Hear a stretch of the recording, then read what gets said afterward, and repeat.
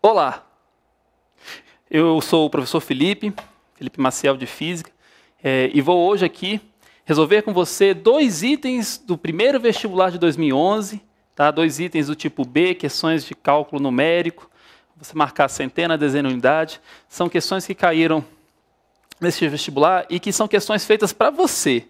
Você que está estudando no Alub, você que vai estudar no Alub, vai saber fazer esse tipo de questão no vestibular, nesse ou nos próximos que você vier a enfrentar. Então, vamos às questões. A primeira questão que nós vamos resolver é o item número 25, que diz o seguinte. Suponha que uma colheitadeira de grãos que se comporta como uma máquina térmica de Carnot funcione entre as temperaturas de 27 graus centígrados e 327 graus centígrados a partir de uma potência recebida de 1000 watts. Calcule em joules a quantidade máxima de energia que essa máquina pode transformar em trabalho mecânico em 1 segundo. Para a marcação no caderno de resposta, despreze a parte fracionária do resultado final obtido após realizados todos os cálculos solicitados. Bom, gente, então, basicamente, a ideia é você pensar naquelas questões de termodinâmica que eu tenho certeza que você, no seu preparo para o vestibular, fez. A ideia é que você tem uma máquina térmica que opera da seguinte forma. Recebe energia pela fonte quente, uma parte dessa energia é realizada sob a forma de trabalho, né, é utilizada sob a forma de trabalho, e o restante é dissipado ou jogado fora para a fonte fria. As informações fornecidas pelo texto são de que a temperatura da fonte fria é de 27 graus centígrados, a temperatura na fonte quente é de 327, que é a potência de 1000 watts. Bom, a primeira coisa que nós precisamos fazer um ajuste é pensar que como esse ciclo vai operar em 1 segundo, ou seja, todo esse funcionamento vai ser em 1 segundo, ele não está com o interesse de calcular a potência, mas sim a quantidade de energia que vai ser dissipada. De maneira que basta a gente lembrar que o watt representa o quê? 1000 watts representam 1000 joules a cada segundo. Bom, como a máquina ela funciona durante 1 segundo, isso implica dizer que a quantidade de energia que vai vir pela fonte quente é de exatamente 1000 joules, já que então o tempo é de 1 segundo. Outro ajuste que nós precisamos fazer é no cálculo das temperaturas. A temperatura da fonte fria e da fonte quente foram colocadas na escala de Celsius.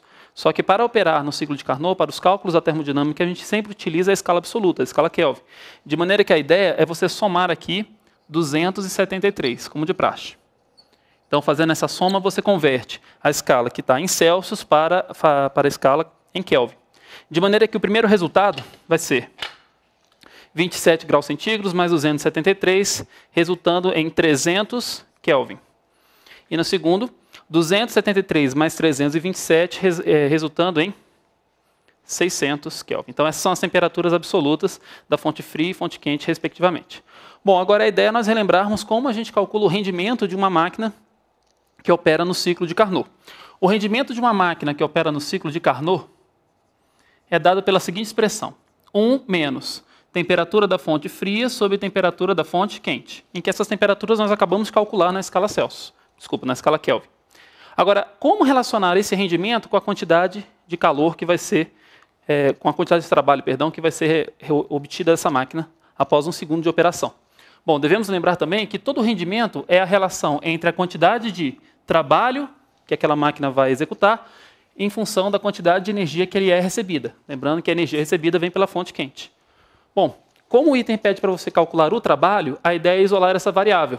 De maneira que eu posso, então, pensando só nessa segunda metade aqui, ó, da nossa expressão, passar o calor da fonte quente multiplicando para a direita, para a esquerda, e nós vamos ter o seguinte. Calor da fonte quente multiplicando 1 menos temperatura da fonte fria sobre temperatura da fonte quente, isso é igual ao trabalho que aquela máquina realiza em 1 segundo. Bom, substituindo os dados que nós já temos, eu vou ter o seguinte. 1000, lembrando que 1000 joules é a quantidade de energia que aquela máquina recebe em 1 segundo, multiplicado por 1 menos 300, que é a temperatura em Kelvin da fonte fria, sobre 600. Isso é igual ao nosso trabalho. Bom, repare que essa conta é muito simples de fazer, porque 600 é o dobro de 300. Então, essa divisão ela é meio, de maneira que a resposta vai se encaminhando ao seguinte raciocínio. 1000 multiplicado por 1 menos meio, e isso é igual ao nosso trabalho. 1 menos meio é meio. Meio multiplicado por 1000 vai resultar em 500. Portanto, repare que o trabalho realizado por aquela máquina em 1 segundo é de 500 joules. Então, assim você marca no gabarito. Então, No GABA, você faz a seguinte marcação. 5 na centena, 0 na dezena, 0 na unidade. Tudo bem? Espero que você tenha acertado essa questão, que é uma questão já bem clássica do vestibular da UNB. Como você já deve ter observado nos seus estudos, essa questão já caiu com uma certa frequência na prova. Ok? Então, queridos, a próxima questão que nós vamos resolver é a questão número 26, na sequência, que diz o seguinte. Admitindo que uma pilha de sal, na forma de cone circular reto, tenha raio da base de 10 metros e coeficiente de atrito estático entre as partículas igual a 0,3, calcule, em metros, a altura máxima que o cone de sol pode assumir sem que ocorra deslizamento. Para marcação no caderno de respostas, despreze a parte fracionada caso exista, blá, blá, blá, blá, blá, aquela coisa de sempre que a UNB coloca para a gente. Bom, gente, essa questão pede para você imaginar, então, que uma pilha de grãos vai caindo de maneira a formar um cone de base circular reta, como ele colocou, um cone reto de base circular. Uma figura que você poderia sugerir é mais ou menos essa, como se fosse aqui a metade da seção transversal desse cone. Você tem um corte do cone, então nessa seção transversal aqui, nesse plano, forma um triângulo que é retângulo. Agora repare as forças que estão desenhadas. Identificando esse ponto como sendo um dos grãos que está naquela formação, você vai ter identificado o seu peso, tudo bem? Que é o vetor preto marcado aqui. O vetor normal, devido ao contato com os demais grãos, marcado aqui pelo vetor azul. Lembrando que a normal ela é sempre perpendicular a essa linha, a superfície de apoio. E evitando que aquele grão escorregue, nós temos então a força de atrito estático. Agora repare na leitura do texto. Quando ele faz a sugestão altura máxima, esse altura máximo, para evitar o deslizamento, é a sugestão, é a indicação de que ele está sugerindo que essa força de atrito estático atinge o seu valor máximo, ou seja, essa situação, esse grão, está na iminência de movimento, tá certo? Bom, como o grão então está em equilíbrio, nós temos que pensar na seguinte ideia: a força resultante que age sobre ele é igual a zero. Em outras palavras, a soma desses três vetores precisa necessariamente ser igual a zero. Bom, a dificuldade, como você já deve ter visto, né? Isso aqui nos remete à ideia de plano inclinado. E a dificuldade do plano inclinado é justamente você somar vetores que não têm a mesma direção. Porque quando vetores têm a mesma direção, essa ideia fica muito mais simples. Então, qual é a sacada? A sacada, como você também já deve ter praticado bastante, é você perceber que a força-peso pode ser decomposta dentro dessa referência que foi marcada. De maneira que nós vamos fazer a força-peso, na verdade, representar a soma de dois vetores, sendo eles, aqui, identificados aqui por o vetor PY, componente da força-peso na direção Y, e o vetor ao longo do lado lateral do nosso cone, que é o Px. Lembrando que uma vez que eu tenho Py e Px, não me é necessário mais conhecer o valor total do peso, né? E essa força foi substituída, seu efeito substituído pelo Px e Py. Como você praticou bastante também na ideia de plano inclinado, nós sabemos que esse ângulo θ formado com a base e a lateral do triângulo é o mesmo ângulo que aparece aqui, entre a direção y, que nós estamos marcando, e a direção vertical. Então aqui nós temos aqui o nosso ângulo θ, são ângulos congruentes. De maneira então que nós podemos calcular o Px e o Py. Da figura, se você quiser calcular o Px, você vai perceber que o Px é o componente que está oposto ao ângulo θ, separado do ângulo θ. De maneira que o Px pode ser então determinado por P seno de θ. Trigonometria do triângulo retângulo. Da mesma forma, nós podemos pensar no Py, que agora já representa o cateto que está adjacente ao ângulo θ marcado ali. Ou seja, colado ao ângulo θ. Então eu vou escrever isso aqui como sendo P multiplicado pelo cosseno do ângulo θ. Essas duas relações substituem você fazer a conta com a força-peso, que nós estamos ignorando. Transformamos a força-peso nessas outras duas forças que são fáceis de calcular. Agora vem a ideia mais importante. No equilíbrio, nós já sabemos que a força resultante sobre aquele grão precisa ser igual a zero. Mas a força resultante vai ser igual a zero tanto na direção y, aonde estão atuando a força normal e Py, quanto na direção x, aonde atuam as forças Px e atrito. Então, na direção y, eu vou escrever o seguinte. Na direção y, eu vou escrever que o nosso Py precisa ter o mesmo valor da normal. Em outras palavras, P multiplicado pelo cosseno do ângulo θ precisa ser igual a normal. Ou ainda, fazendo aqui inversão, normal igual a peso multiplicado pelo cosseno desse ângulo θ. Essa foi a nossa relação de equilíbrio na direção y. Temos que também descobrir a relação de equilíbrio na direção x. De maneira que nós vamos escrever, então, que o nosso Px precisa estar se equilibrando com o atrito estático máximo. Tudo bem? E esse máximo é muito importante, queridos. Você vai perceber isso agora. Ou seja, Px, quem é o nosso Px? Peso multiplicado pelo seno do ângulo θ precisa ser igual ao nosso atrito estático.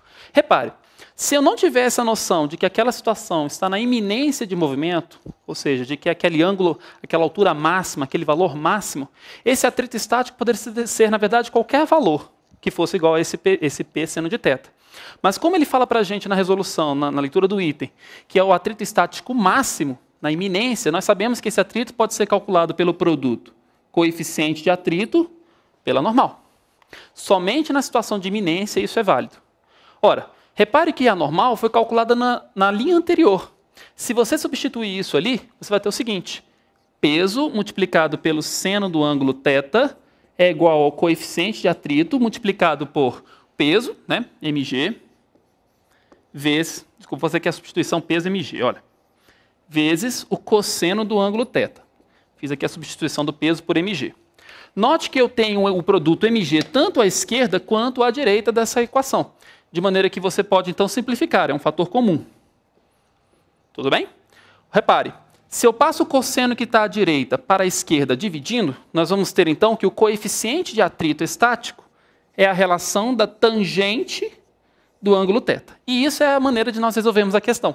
Porque repare, aquele ângulo θ pode ser, é o ângulo que nós estamos tratando entre as forças Px e peso, desculpa, Py e peso, mas é o mesmo ângulo do nosso cone, ou seja, dos grãos de areia que são ali formados. Se você quer então pensar na tangente, as relações trigonométricas do triângulo retângulo garantem para a gente que tangente de um ângulo, se o triângulo for retângulo, é o cateto oposto dividido pelo cateto adjacente. Mas note, oposto ao ângulo θ, nós somos justamente a altura h, que é o que a questão pede para você calcular, qual vai ser a nossa altura máxima. O cateto adjacente ao ângulo θ aqui na base é o raio. Então eu posso substituir esse cateto oposto por h, que é a incógnita que nós temos que calcular e marcar no gabarito, sobre r, que r é o nosso raio a ser calculado. Repare que a tangente ela tem o mesmo valor do coeficiente de atrito, que já foi fornecido no texto, vale 0,3. Se você fizer a substituição com os valores encontrados, então você vai ter 0,3 igual a... Bom, h é o que eu tenho que calcular, veja que eu vou colocar aqui de vermelho para representar a nossa incógnita, e r já me foi fornecido, é o raio da base daquele cone que vale 10 metros. Então aqui, ó, 10 metros.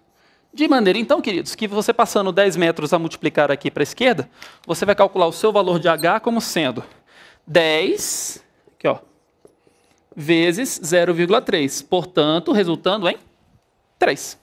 Tá aí, ó. A sua altura máxima, então, deve ser de 3 metros. 3 metros. Para fazer a marcação no gabarito, você escreve, então, aqui, ó, no gaba,